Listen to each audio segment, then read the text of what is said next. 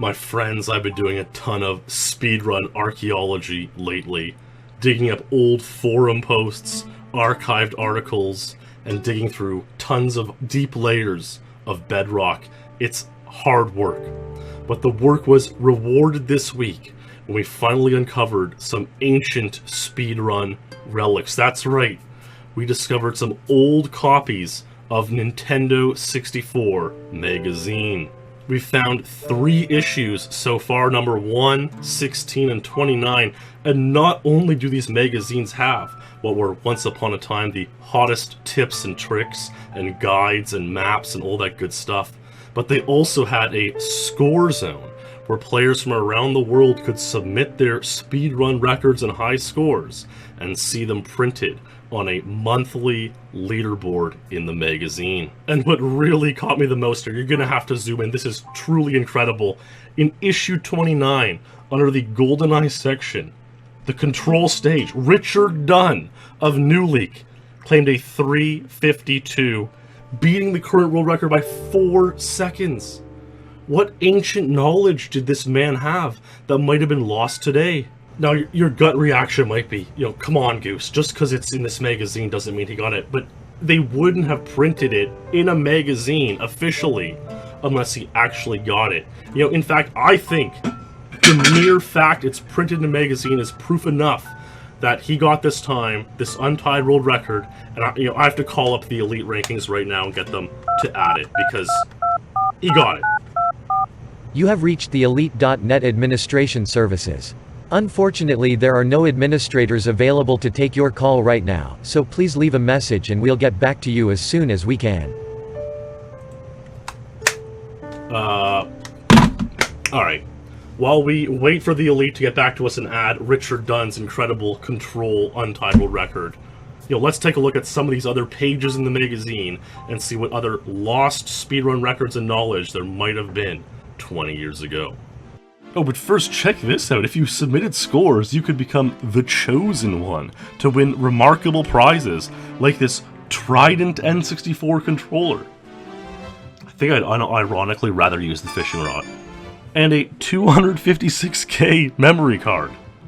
For non-Ultimate players, the Trident pad costs $19.99, and the 256K memory card costs $6.99. What can $7 worth of memory get you today? Like about 16 gigabytes? What's that? 64,000 times the amount of memory? Yikes. The 90s really were closer to the construction of the pyramids than to today.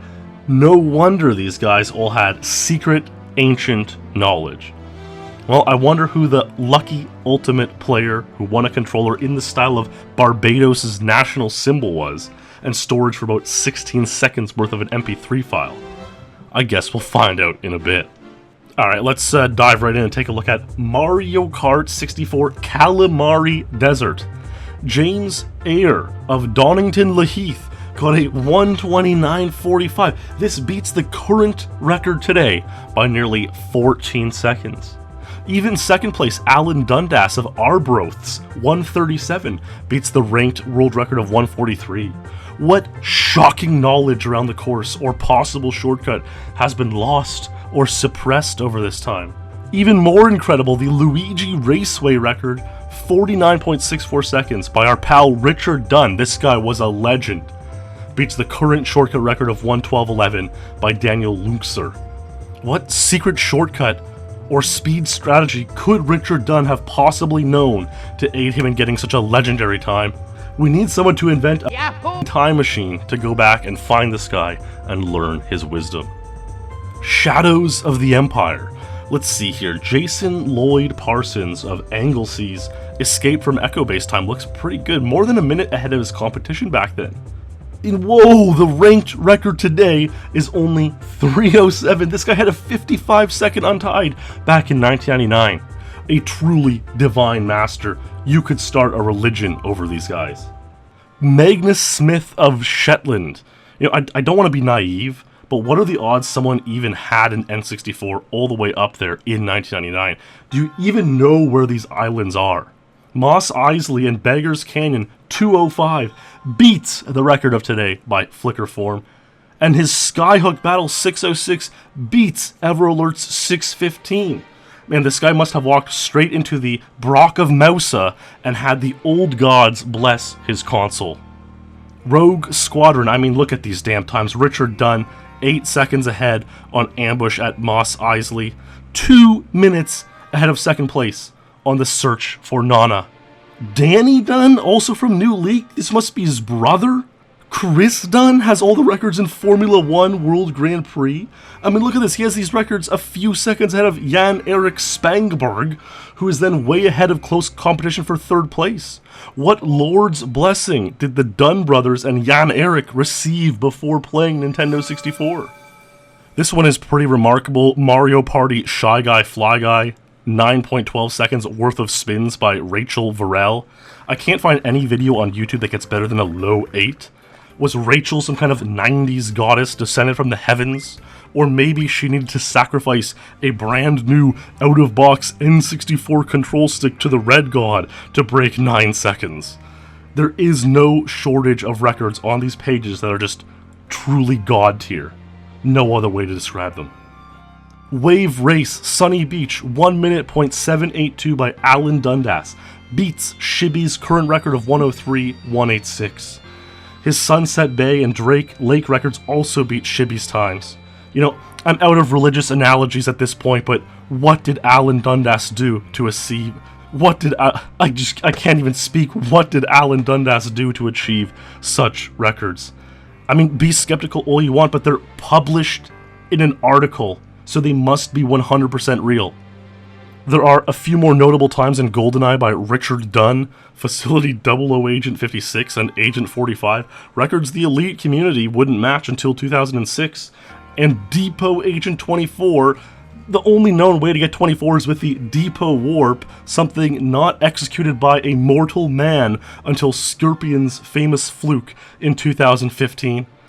How did Dunn unlock this secret knowledge all the way back then, before the days of video analysis, code debugging, and tool-assisted speedrun methods? Alright, seriously, if you couldn't tell, it's pretty obvious a lot of these times are not real.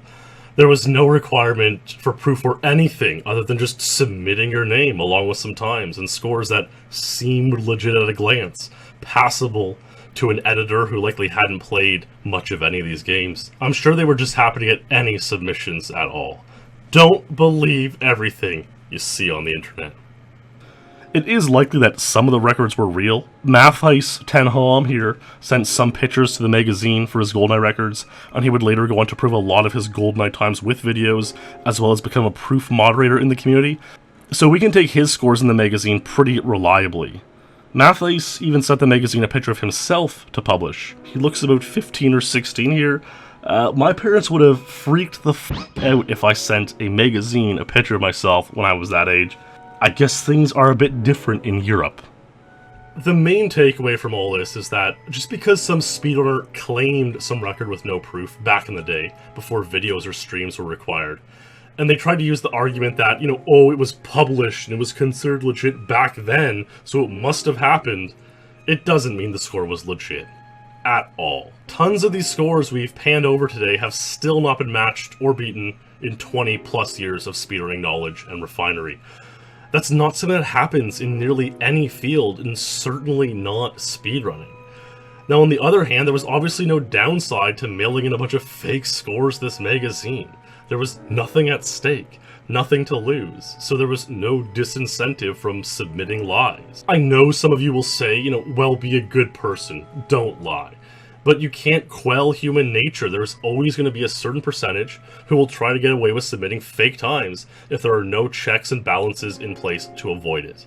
People taking advantage of a system to get a quick win is a certainty without proper restrictions in place, and that's why I've always been so big on requiring good quality captured videos to prove your speedruns. Obviously, 20 years ago, it was unrealistic to expect this of a bunch of teenagers submitting scores to a magazine, but you get the point. Had we never changed our verification standards from these days, this would be a glimpse of what leaderboards and speedrun rankings would look like today. And really, who did any of these guys hurt? You know, in fact, I think at the end of the day, they provided us with some pretty funny memes and score claims 20 years later. So maybe they did indeed have access to secret ancient knowledge after all, knowing someone would dig up their scores and have a laugh about it so far into the distant future. And congratulations to Adam Charlton on being the ultimate player, receiving a Trident N64 controller, something I truly would not wish on my worst enemy. For what it's worth, his Diddy Kong racing times do seem legitimate at a glance, so well earned, I suppose. Thanks for watching, stay true, and I'll see you in the next stream or video.